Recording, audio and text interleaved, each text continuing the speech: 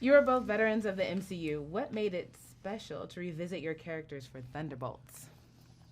I mean, it's, it's an extraordinary opportunity to play a character. We both played these characters in Black Widow, and we developed this relationship, and we planted these seeds, and then you never know, like, what's going to happen in the future, what Kevin Feige and Lou Esposito have in mind for the future of whatever. So it's just an incredible privilege and opportunity to be asked back and to do this again. And I think we went in, both of us, kind of guns a-blazing, trying to mine this relationship as deeply as we possibly could and to pay off all of the things we set up and to plant seeds for the future of who these people are and how they can affect each other going forward and how they can need each other going forward.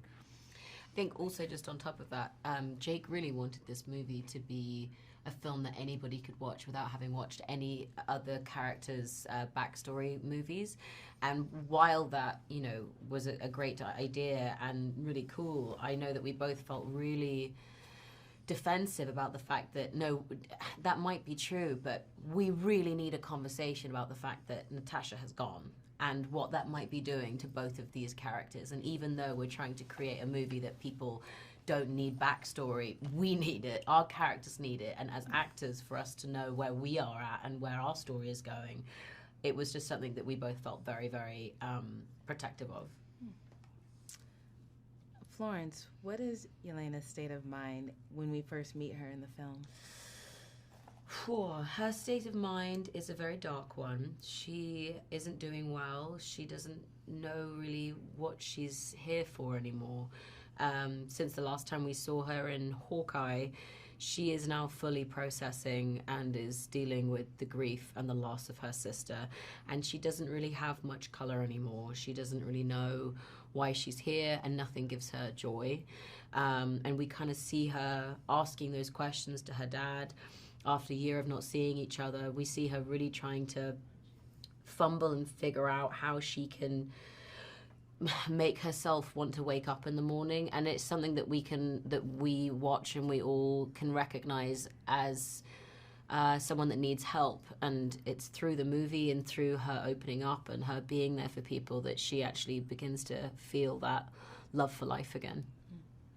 David, tell us what's happening with Alexei now that some time has passed.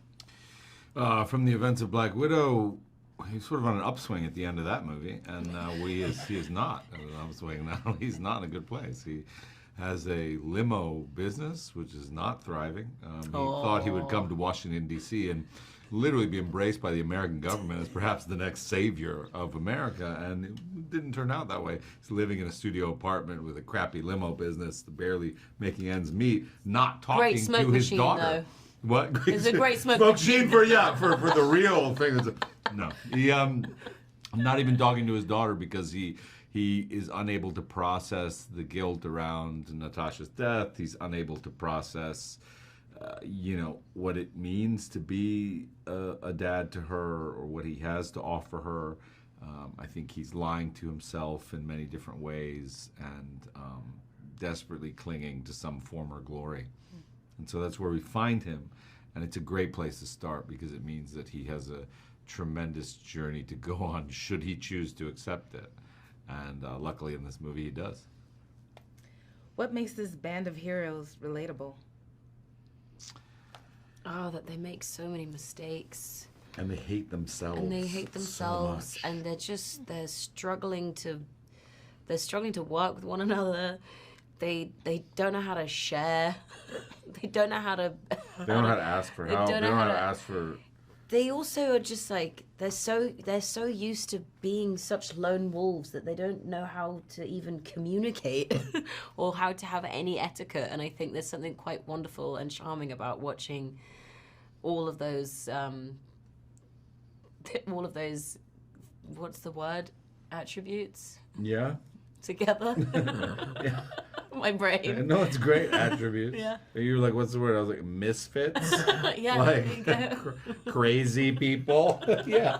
Yeah. Watch them try to team up because they do team up despite their willful trying not to, and their willful need to believe that they are unlovable, unforgivable, unworkable in this world, they do wind up coming together.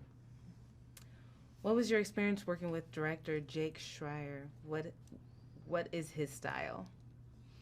Oh, it was amazing working with Jake. He, all of the things that we've said that we loved about making this movie, it was him that really argued for it and defended the themes of this movie. So it just was a huge honor to be able to do a Marvel movie in this way. And what was he like to work with? He's such a supporter. He really believes in every single person that he hires, and he just thought that we were all great. That's what was so brilliant, was like when we'd go on set and he would ask us to do something ridiculous, because sometimes you do have to be asked to do ridiculous things on sets like these.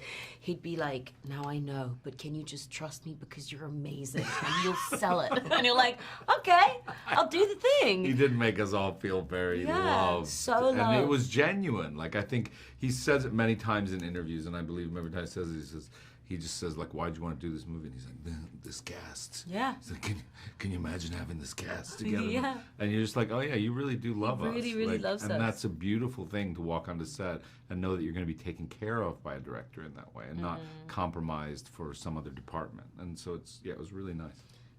Last question. If you could use only one word to describe this film, what would it be and why? Surprising.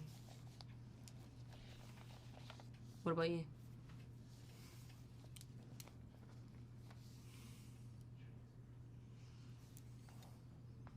The word that comes to mind is like sweet. Surprisingly sweet. Florence Pugh, ladies and gentlemen. I mean, we're going to end on that. Thank you.